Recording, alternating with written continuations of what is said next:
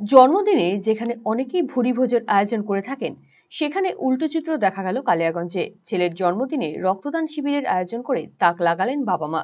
কালিয়াগঞ্জের মহেন্দ্র এলাকার শিক্ষক দম্পতি সুজিত বণিক এবং বিদিশা দত্তের ছেলে স্নিগ্ধ কমল বণিকের অষ্টম জন্মবার্ষিকী শনিবার।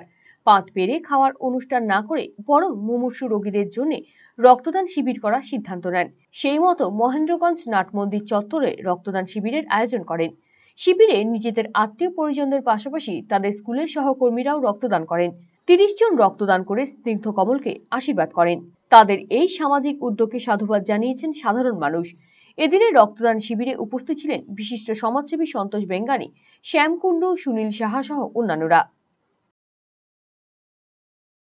ব্যাপার বিভিন্ন রকম সংবাদ মাধ্যম থেকে আমরা জানতে পারছি, যে দেখতে পাচ্ছি যে দিনের পর দিন রক্তের অভাব, রক্তের ভাড়াশূন্য, সে গরমকাল হোক আর শীতকাল হোক। তাই আমার চিন্তা ভাবনা এরকম যে ছেলের জন্মদিনে যদি একটা ক্ষুদ্র প্রয়াস করা যায়, যে কিছু মানুষ যদি রক্তদান এখানে করে, অনেকে যাতায়াতের অভাবে হয়তো যেতে পারে না রায়গঞ্জে, কারণ আমাদের এদিকে তো সেই ব্যবস্থা নেই। তাদের জন্য একটু সুবিধার্থে করানোর চেষ্টা করা হয়েছে, যাতে কিছু লোক যাতে পায়। ব্যাপার হলো ভুরিভোজ তো থাকবেই, সমাজের জন্য কিছু যদি করা যায়, সেই প্রচেষ্টা থেকেই আমার এটা চিন্তা ভাবনা এসেছে। ও প্রথম থেকে এই বিষয়ে যখন শুনছে, তখন ও নিজেই বলে যে না বাবা খুব ভালো, ও দিতে না চাইলেও ভয়, কিন্তু তাহলেও ওর মধ্যে একটা উৎসাহ লক্ষ্য করা যাচ্ছে, ওর ইচ্ছা থেকেই এটা করার।